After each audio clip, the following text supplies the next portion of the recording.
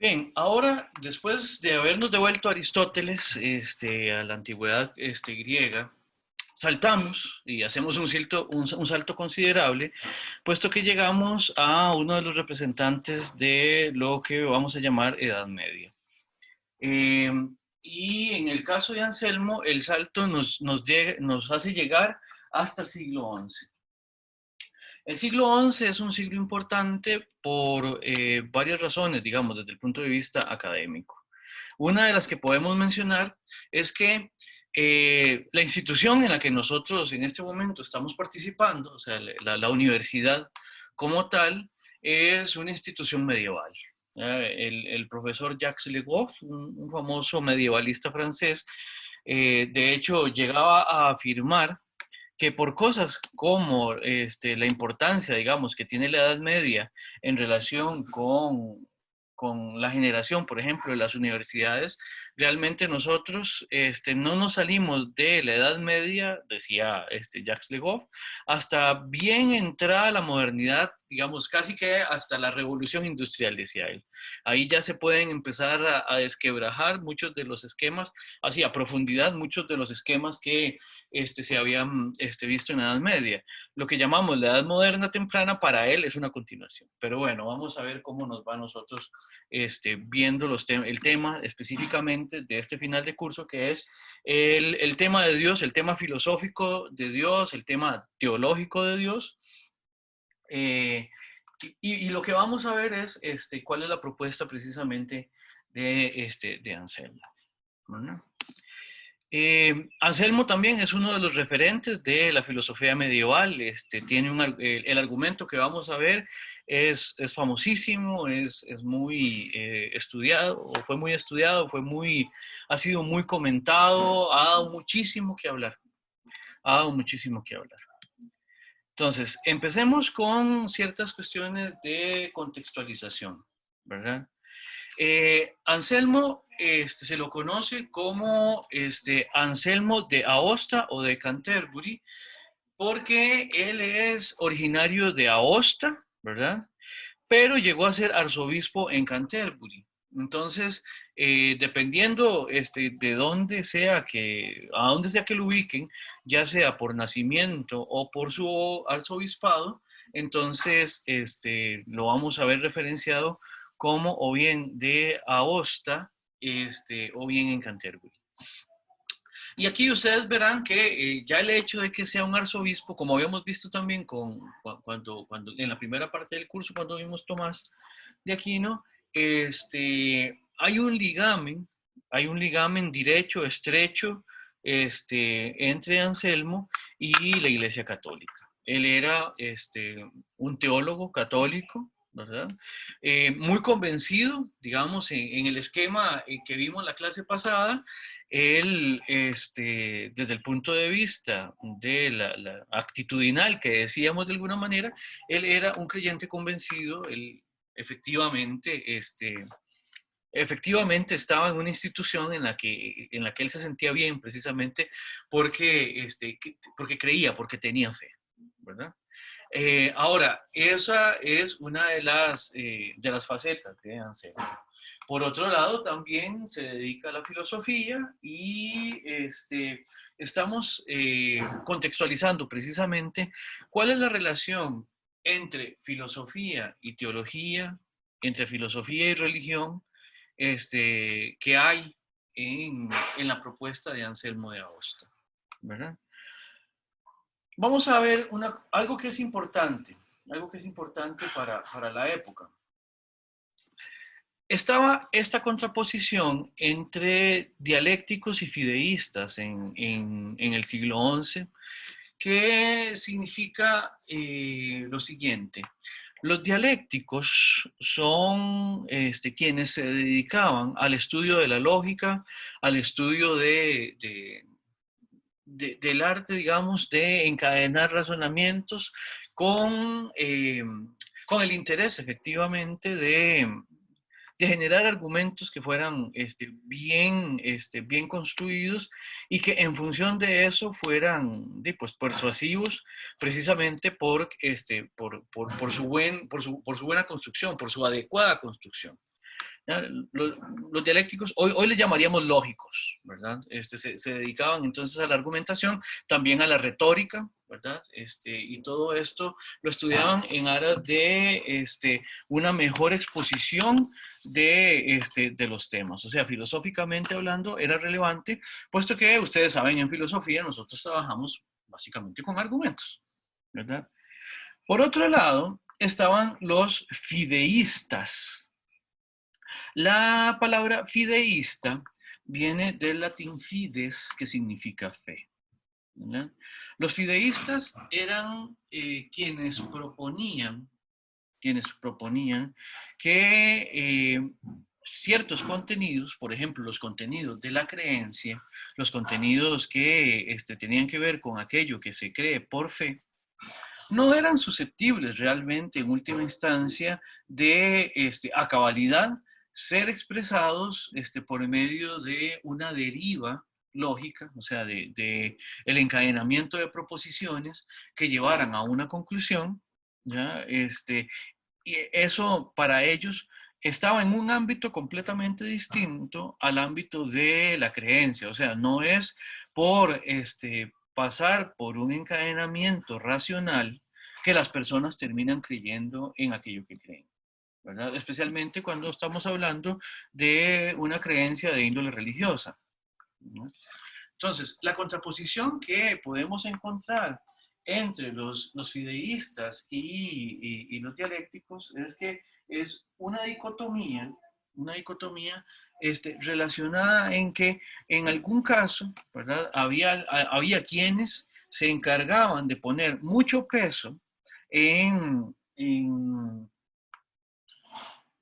la razón, digamos, como aquel elemento que nos permite construir esos razonamientos, esas presentaciones, esas defensas, digamos, explicativas para hacernos llegar a un punto que se quiere demostrar, a un punto que se quiere exponer, ¿verdad? En contraposición de aquellos que le dan preponderancia a la fe por sobre, en este caso, la razón, le dan preponderancia a la fe, entre otras cosas, porque consideraban que en última instancia de lo que se trataba era de creer o incluso no de convencer a la gente en el sentido de que no es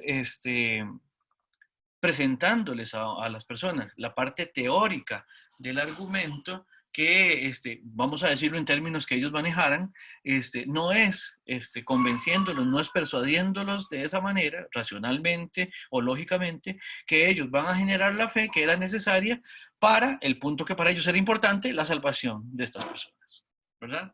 Entonces, la contraposición entre fideístas entre dialécticos y fideístas es, en última instancia, una contraposición entre razón y fe, ¿verdad?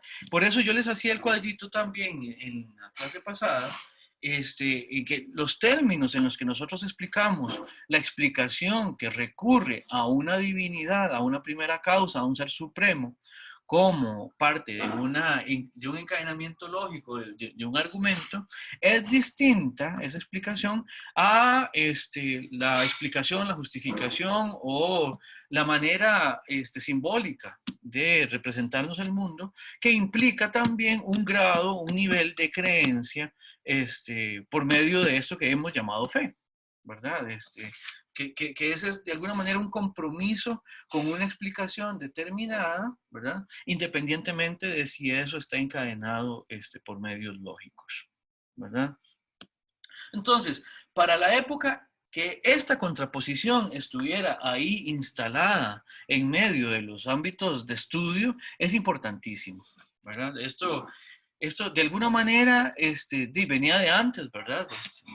No es que surge solamente en siglo XI, venía de antes, pero en siglo XI, como les estaba diciendo hace unos minutos, con el surgimiento de las universidades, lo que tenemos es la confluencia en centros específicos, en lugares específicos a donde se empieza a generar conocimiento, empieza a confluir una cantidad muy importante, una cantidad muy grande de pensadores, de pensamiento, de obras, ¿verdad?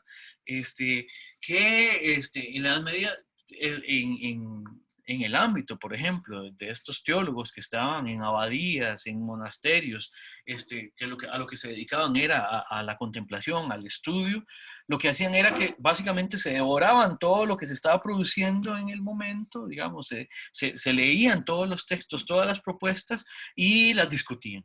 ¿Verdad? Empezó a ser una época en ese sentido muy efervescente en relación con la generación de conocimiento, que al estar muy condicionado, muy condicionada esa formación de conocimiento, precisamente por la religión cristiana como un entorno cultural, histórico, simbólico, lo que hizo fue que capturó, podemos decir también, los temas más relevantes, ¿verdad? Recordemos, la Edad Media es una época en la que el criterio de verdad recae precisamente en lo que se creía, en lo que se cree como una revelación divina, ¿verdad? La divinidad de alguna manera dice lo que es verdad y pues a los seres humanos lo que les toca es, además de explicársela un poquito, es creerlo, ¿verdad? Entonces, en ese sentido, en un momento donde ese tipo de explicaciones son las más preponderantes, esta contraposición entre fideístas y dialécticos es muy importante porque de alguna manera condiciona la, el acceso, digamos, a ciertas discusiones, el posicionamiento que se empieza a generar a propósito de las explicaciones, en este caso acerca de lo divino, acerca de lo que existe, acerca de lo que somos, acerca de lo que nos corresponde hacer, cosas por el estilo, ¿verdad? Y eso fue, digamos, el contexto que le tocó a Anselmo. No sé si habrá alguna pregunta o algún comentario hasta este momento. Todo bien, profe. Bueno, Profe, adelante. entonces, para ver si entendí bien, los dialécticos se dedicaban a justificar la existencia de Dios por medio de la razón o de la lógica, y los fideístas nada más utilizaban la fe, y hasta ahí se quedaban. Vamos a ver, los dialécticos a lo que se dedicaban era la lógica, no propiamente hablando o no solamente en todo caso a generar argumentos sobre la existencia de Dios. No, a ellos lo que les interesaba era cultivar el estudio de la lógica básicamente para fines académicos, para fines de estudio. Y consideraban que el problema de la existencia de Dios era, como decía, como vamos a ver con Tomás de Aquino, un artículo de fe. O sea, es algo que, como la existencia de Dios es o bien difícil o bien imposible de probar, ¿verdad? Entonces, de lo que se trata para un dialéctico, podríamos decir, es de creer en ese contenido, en la existencia de ese Dios. De lo que se trata es sí, ahí la contraposición es entre creer o no creer, ¿verdad? Ellos no se dedicaban a generar argumentos en relación con eso porque no consideraban que fuera vinculante, por así decirlo, un encadenamiento lógico con la creencia. Entonces sí, lo que se dedicaban era la lógica en general, digamos, a los temas de lógica, al estudio, digamos, de los autores antiguos, a Aristóteles, a Platón, y a ver cómo argumentaban y producir nueva cosa. Más o menos, Marco. Perfecto, gracias, profe. Perfecto. Bien, veamos una cosa entonces con Anselmo. Como les decía, Anselmo hace una propuesta en un entorno donde esa contraposición es importante. Y él, precisamente, lo que llega a proponer es una especie como de punto medio, una especie de puente entre las dos propuestas, entre las dos posturas, ¿verdad? Partimos de un hecho. Anselmo considera que la fe prima sobre la razón, ¿verdad? O sea, en eso estamos completamente claros, ¿verdad? Para él, la fe es más importante precisamente lo podemos decir por el objeto con el que se liga y además por lo que implica, digamos, la fe, que tiene que ver precisamente con ese reconocimiento, además, para alguien creyente, la fe tiene que ver con la salvación en la vida después de la vida, ¿verdad? Y Anselmo, en ese sentido, era un creyente convencido, como les había dicho. Habiendo dicho esto, Anselmo, dándole mayor importancia a la fe, no es que se opusiera a los dialécticos, digamos. Y no es que tomara un bando, por así decirlo, sino que para él llegó un momento en que fue importante tomar las virtudes de ambos bandos, por ponerlo de alguna manera, y más bien ver qué sale, digamos, qué sale a partir de introducir el contenido que se cree por fe dentro de una argumentación. Ahorita vamos a ver también cuáles eran sus objetivos y cómo se lo plantea él, en qué sentido y en qué términos, etcétera, etcétera. ¿Verdad? Y en ese sentido, este puente que trata de hacer Anselmo será posible, según su propuesta de evidencia, por lo menos en su intención, sería posible precisamente porque la fe y la razón deberían ser en última instancia complementarias. ¿Verdad? ¿Por qué? Porque, bueno, en última instancia se trata de llegar por por dos caminos distintos al mismo Dios. Ahora vamos a ver qué implica eso, ¿verdad? Porque yo les decía a ustedes que el Dios filosófico no es el Dios del culto. Y el asunto es que, ¿qué pasa cuando decimos que, por un lado, la creencia tiene una forma de funcionar y tiene un entorno en el que tiene su accionar, ¿verdad? Y por otro lado, la razón también tiene su ámbito de validez. ¿Qué pasa cuando esos dos caminos los tratamos de recorrer, ¿verdad? ¿Cómo hacemos, digamos, para precisamente hacer el puente que está queriendo hacer? Hay varias cosas que son importantes. Hay dos frases que son sumamente importantes en la propuesta de Anselmo cuando él está haciendo la explicación de dónde viene su preocupación. Él menciona dos frases que son, como les digo yo, muy, muy importantes, muy representativas de Anselmo. La primera es fides quaerens intellectum, la fe que busca la comprensión. Anselmo, ese puente que estamos mencionando entre fe y razón, tiene que ver con que la fe, siendo esa relación que se hace en relación con lo que se cree, también puede intentar entender eso que se está creyendo. O sea, no tiene por qué ser excluyente. No tiene por qué ser excluyente. Y no por el hecho de que alguien crea, tiene que renunciar a explicarse aquello que cree. ¿Verdad? Y ustedes sabrán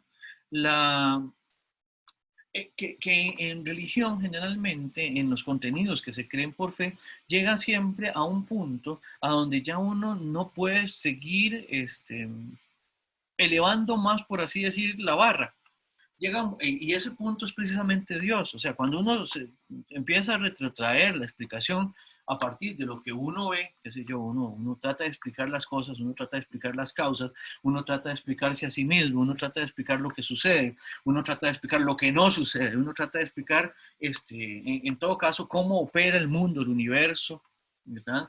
Y poco a poco uno va hacia atrás, digamos, remontándole en la explicación todas las causas que uno puede ir viendo, hasta que llega a un punto del cual ya no se puede seguir retrotrayéndose en la explicación. En ese sentido, Así es como llegamos precisamente a Dios como contenido de fe. Yo no sé si ustedes tienen una formación cristiana, una formación, no sé, catecismo o no sé, quienes no son católicos, no sé, en las iglesias protestantes o no sé, ¿verdad? Pero digamos, aquí estamos en un entorno que es muy cristiano, ¿verdad? Recordarán ustedes, si tienen esa formación, que de alguna manera hay una definición de fe que es muy relevante. En un capítulo, en un versículo de la Biblia decía aquello de que la fe es la garantía de lo que se espera y la prueba de las cosas que no se ven, ¿verdad? Es tener como una certeza en función de esa expectativa, ¿verdad? Y muchas veces en la explicación que recurre a la creencia y a la fe, se demanda, se demanda de quien cree precisamente que dé ese salto de fe, ¿verdad? Que dé ese salto en el sentido de que lo que se le pide es, bueno, ya a partir de aquí ya no podemos cuestionar más y esto simplemente lo establecemos así, o sea, partimos del hecho de que efectivamente hay un Dios que interactúa con el mundo de una determinada manera. Y eso es lo que se cree, punto. Se puede justificar, se puede explicar, eso es irrelevante. Es el punto de partida y punto. Ahora, Anselmo, cuando ve eso, ese recurso, digamos, a ese último lugar misterioso al cual no se puede llegar con la explicación, él dice, no, no hay que renunciar a la explicación. Por eso la fe busca comprender, ¿verdad?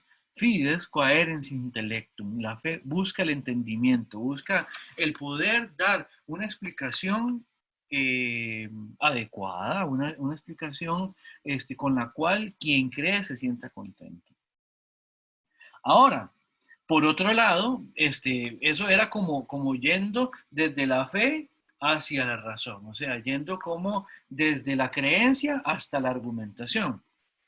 Pero del otro lado, también, o mejor dicho, en esa misma dirección, un refuerzo es que precisamente Anselmo sitúa la fe incluso como un punto necesario para poder generar entendimiento de la explicación que se hace del mundo, de cómo funcionan, operan las cosas, de cómo estamos nosotros inmersos ahí, precisamente porque partir del hecho de la importancia de aquello que se cree es precisamente lo que en última instancia permite el entender. Por eso él decía también esto de el credo ut intelligam, creo para entender. Obviamente esto es una manera muy peculiar, ciertamente, de presentar precisamente la relación entre estas dos actitudes, creer y explicar por medio de argumentos, ¿verdad? Y Anselmo lo que está haciendo es precisamente ese gran esfuerzo de poder ponerlas en contacto, ¿verdad? Eh, Él dice, o mejor dicho, partiendo del piso de la fe, no hay por qué no buscar entender, ¿verdad? O sea, no hay por qué renunciar a entender, eso ya de alguna manera se los he dicho. Y entonces vamos a ver cuáles son sus intenciones. No sé si habrá de nuevo preguntas o comentarios. Si no, pues entonces vamos a ver. El texto, ustedes habrán visto que lo que hemos dejado en mediación de Anselmo es cualquier cosita, es un extracto muy, muy, muy pequeño de un texto que se llama el Proslogium. Anselmo tiene dos textos que son importantes y que se vinculan entre sí. Por un lado, tenemos un texto que se llama el Monologium. Un monologio es como una especie como de disertación monológica, un discurso que da uno, digamos, simplemente sobre un tema, ¿verdad? Y después de esto, Anselmo propone también un proslogium, algo que viene después de la explicación, digamos. O sea, él hace referencia en este caso a los dos textos, ¿verdad? En el proslogium vamos a tener una peculiar característica, que es que el argumento que tenemos en el proslogium, vamos a decir que es un argumento a priori. ¿Qué vamos a entender aquí por un argumento a priori? Bueno, nosotros que ya, que en la primera parte del curso vimos Kant, habíamos visto una definición que da Kant de lo a priori. En este caso, la precisión que vamos a hacer es que los argumentos a priori tratarán de ser aquellos que se fundamenten en, por así decirlo, la claridad lógica, la necesidad interna que tienen los argumentos, las premisas y su relación con las conclusiones. Va de nuevo. El argumento de Anselmo será a priori o será considerado a priori precisamente porque pretende, ahí podemos después discutir a propósito de si lo logra, pretende llegar a la conclusión que plantea precisamente a partir de ver las relaciones internas que hay en aquello que está explicando y que le permite, en última instancia, sacar en limpio la conclusión. Y, bueno, pues, ya esto a estas alturas no es sorpresa para nadie. Realmente Anselmo lo que espera es poder, explicar la existencia de Dios, ¿verdad? De hecho, vean aquí, me voy a permitir leer esta cita que dice Anselmo. Me pregunté si no podría tal vez encontrar un único argumento que no necesitara de ningún otro para justificarse y que él solo bastara para establecer que Dios existe verdaderamente y que es el sumo bien, que no necesita de ningún otro ser y del cual todas las cosas necesitan para existir y ser buenas. ¿Verdad? Eso está en la primera parte del prologium, en el proemio, que es una especie como de preparación para el texto que viene. Ven, lo que intenta es, por medio del establecimiento de un argumento, poder demostrar, poder dejar en evidencia precisamente que Dios existe. Recuerden también que estos teólogos tenían mucho las intenciones de convertir a cuanta gente pudiera, ¿verdad?, a la creencia en este Dios cristiano, ¿verdad? Entonces, básicamente Anselmo lo que está es buscando una herramienta mediante la cual ese proceso de conversión pueda también ayudarse por medio de un argumento que contenga dentro de sus premisas información mediante la cual podamos llegar conclusivamente, cabalmente, también según su pretensión, a la afirmación,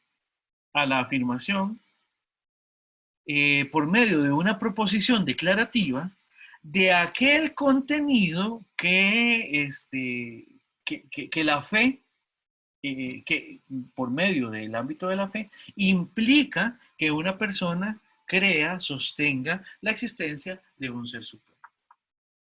Ven, ahí es donde esos paralelos que hablábamos anteriormente, según el cual un argumento va por un lado, lógico, y la fe va por otro lado, que tiene que ver con la creencia, los podemos puentear y los podemos conectar entre sí para poder dialogar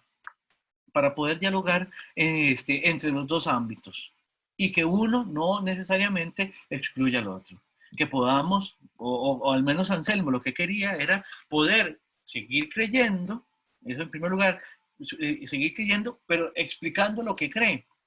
Al punto que su pretensión en última instancia lo que quiere es que una vez que alguien escuche el argumento, una vez que alguien pueda entender el desarrollo del argumento y en función de eso ver la conclusión a la que el argumento los lleva necesariamente, entonces no pueda más que admitir efectivamente la existencia de Dios. por medios lógicos. Pero una vez que por medios lógicos hemos admitido la existencia de Dios o se admita la existencia de Dios, entonces a partir de ahí necesariamente se genere la existencia en ese ser supremo. ¿Se entiende esto hasta este momento? Sí, profe. Sí, profe. Bien. El argumento que va a desarrollar Anselmo, este argumento que es a priori, Kant va a ser quien lo va a bautizar, por decirlo de alguna manera, como el argumento ontológico, ¿verdad? En ese sentido, es introducir dentro de un argumento conceptos tales que a partir de ellos tengamos que llegar a afirmar la existencia de Dios.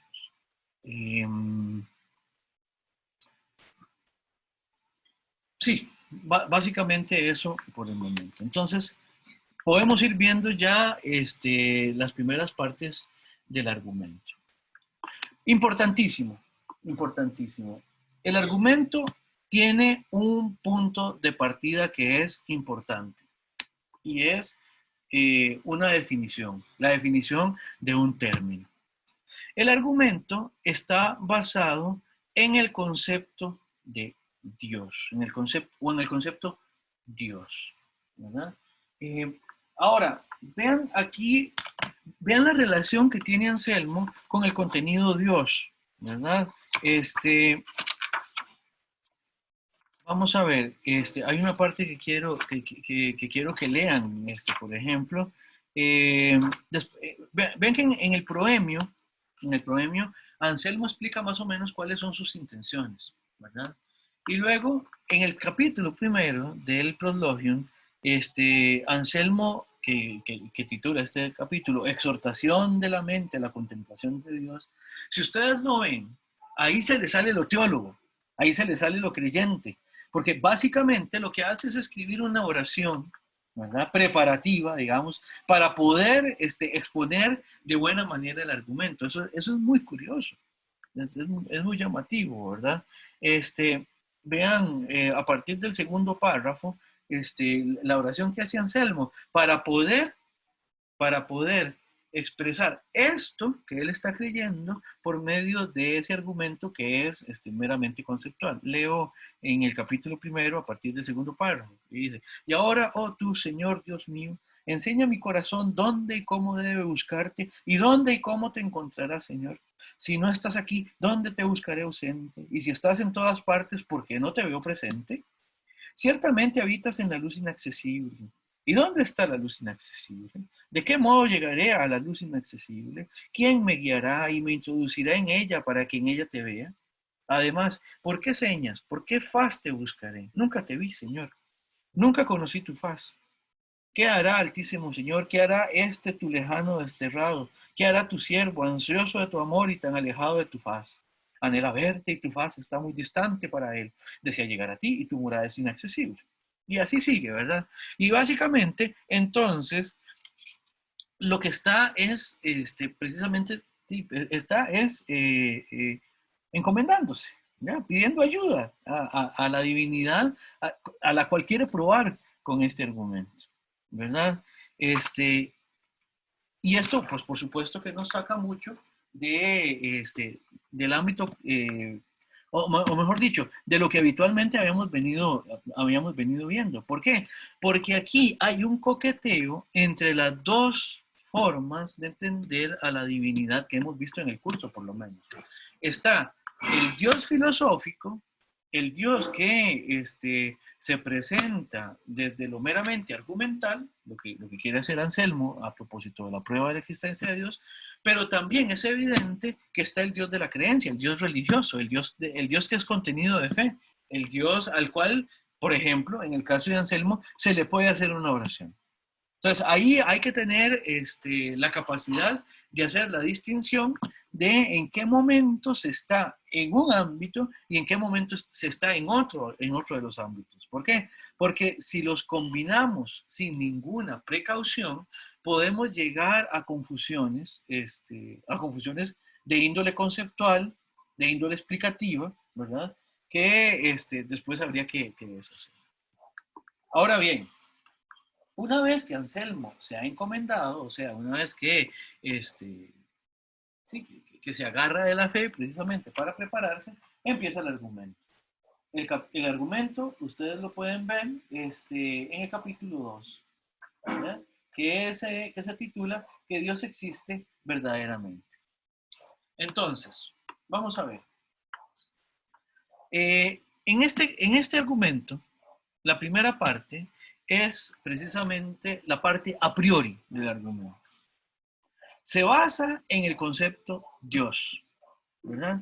Y esto es como que si yo les dijera a ustedes, vamos a ver, ustedes sean creyentes o no, si seguimos a Anselmo, yo les voy a decir lo siguiente. A ustedes se les dice Dios, se les dice la palabra Dios, y ustedes esa palabra, ese concepto, esa idea, la van a vincular con un contenido representacional, un contenido mental. ¿Qué quiere decir esto? Que el concepto Dios necesariamente existe en la mente, existe en quien lo piensa. Vamos a usar una palabra que es cercana a Anselmo. Una vez que nosotros inteligimos el concepto Dios, o sea, lo pensamos, lo representamos mentalmente, este concepto es evidente que existe en la mente de quien lo, de quien lo en la mente de quien lo afirma, de quien lo piensa, de quien lo dice, de quien lo está pensando, ¿verdad? Y ese concepto está en la cabeza, ya sea que se diga que Dios existe o que no. Hay una mano levantada, Antonio. Sí, profe, pero entonces, ¿en qué se diferencia el concepto de Dios con el resto de conceptos? Precisamente eso es lo que va a desarrollar el argumento. El punto es, el argumento de Anselmo va a definir a Dios de una manera determinada. Ahorita vamos a ver, qué es lo que significa que lo define de una manera distinta.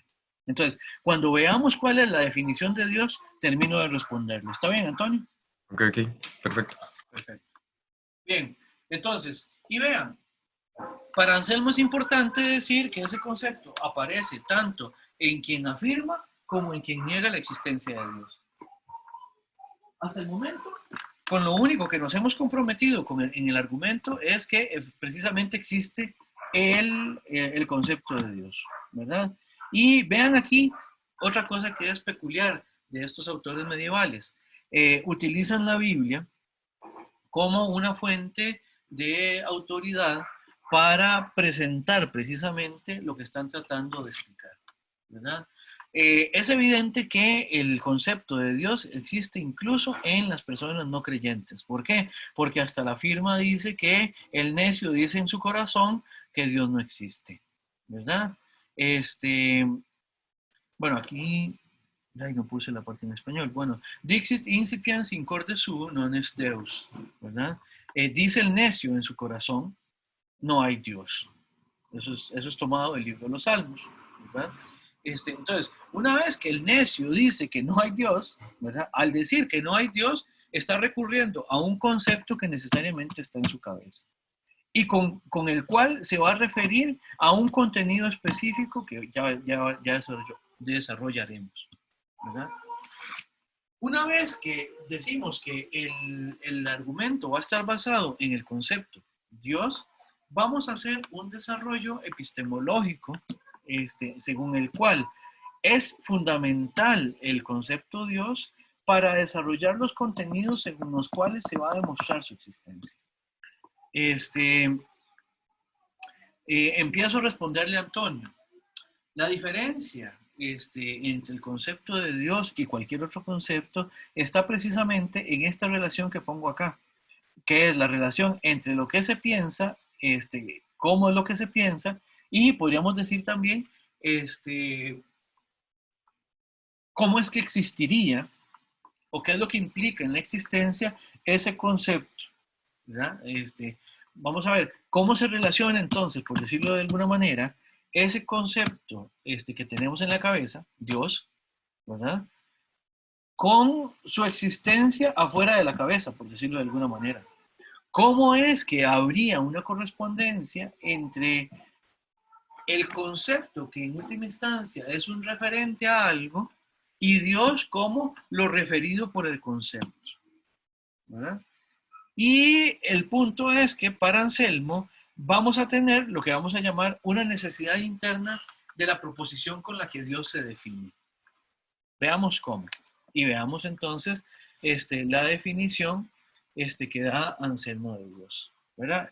Vean, dijimos, el argumento está basado en el concepto de Dios y Dios lo vamos a entender como id quod maius cogitari non potest. Aquello, ojo la forma. Esta fórmula puede ser como un trabalenguas para mucha gente. Dios es, para Anselmo, aquello mayor que lo cual nada puede pensarse. Va de nuevo, Dios es aquello mayor que lo cual nada puede pensarse. ¿Ya? Esto es como cuando el Chapulín Colorado decían, eres lo máximo, Chapulín. Bueno, pues aquí está diciendo algo así, lo mismo, pero de Dios. ¿Ya? Dios como ese absoluto máximo en relación con cualquier cosa que pueda pensarse. ¿Verdad? Y esto va a ser importante, ¿verdad? Porque lo que está diciendo Anselmo es que con este concepto que está en la mente, sea que se afirme su existencia o que se niegue, lo que nos estamos refiriendo es no a cualquier cosa. De nuevo, Antonio, por eso es que es diferente el concepto de Dios para Anselmo. Es diferente el concepto de Dios de cualquier otro concepto. ¿Por qué? Porque con él nos estamos refiriendo no a cualquier cosa, sino a aquello mayor que lo cual no podemos pensar nada. Lo cual no sería cierto para cualquier otro tipo de cosa o para cualquier otro concepto. Y esa es la diferencia. La diferencia es que es el único objeto del cual nos referimos como algo más allá de lo cual no hay posibilidad de que el entendimiento piense. En ese sentido, la importancia de este concepto es que Anselmo, de él va a derivar precisamente la existencia de Dios. Hay otro presupuesto que es importante. Este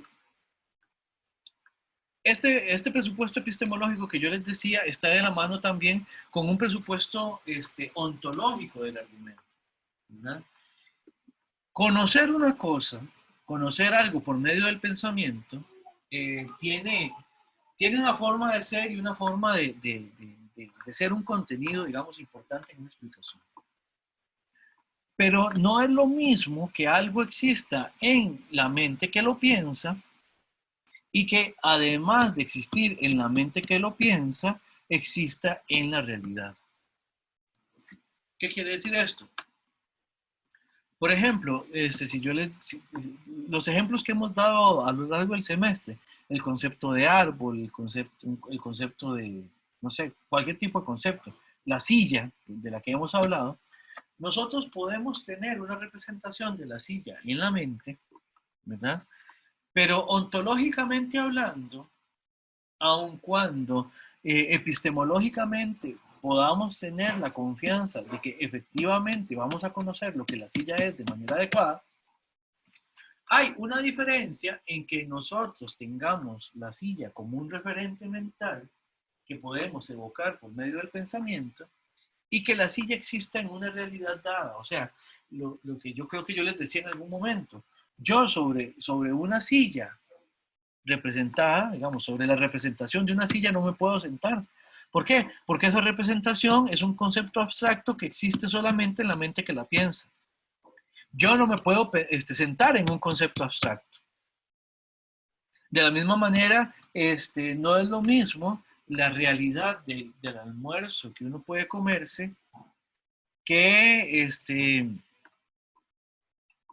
que solamente el concepto de general, abstracto de almuerzo. ¿Por qué? Porque para Anselmo, existir en la realidad, y por eso lo que quiere decir es que existir en el tipo, tener el tipo de existencia que que tenemos ustedes y yo, las sillas, todo aquello con lo que nos topamos, ese tipo de existencia es mejor, y ojo, aquí después vamos a ver qué significa ese mejor, es mejor que existir solamente como concepto. O sea, es mejor que haya una silla en la realidad a que lo único que tengamos sea el concepto de silla. Es mejor, es ontológicamente más, es ontológicamente más existir en la realidad que ser solamente en la mente. Antonio. Sí, profe, perdón por molestar tanto. No, no, adelante, por favor. Ok, pero no tendríamos el concepto de silla si no conociéramos.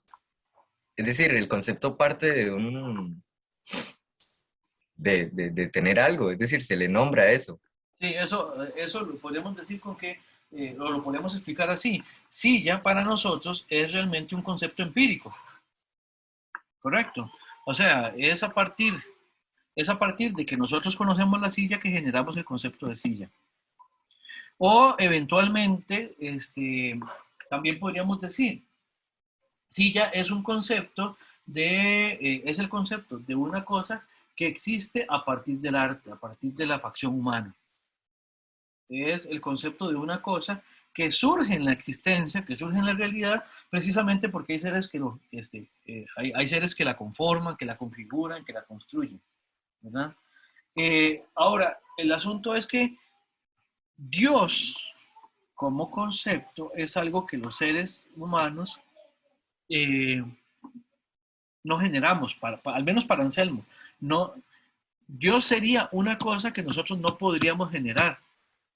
El concepto que nosotros manejamos de Dios, obviamente que está condicionado por nuestra capacidad intelectiva, ¿verdad?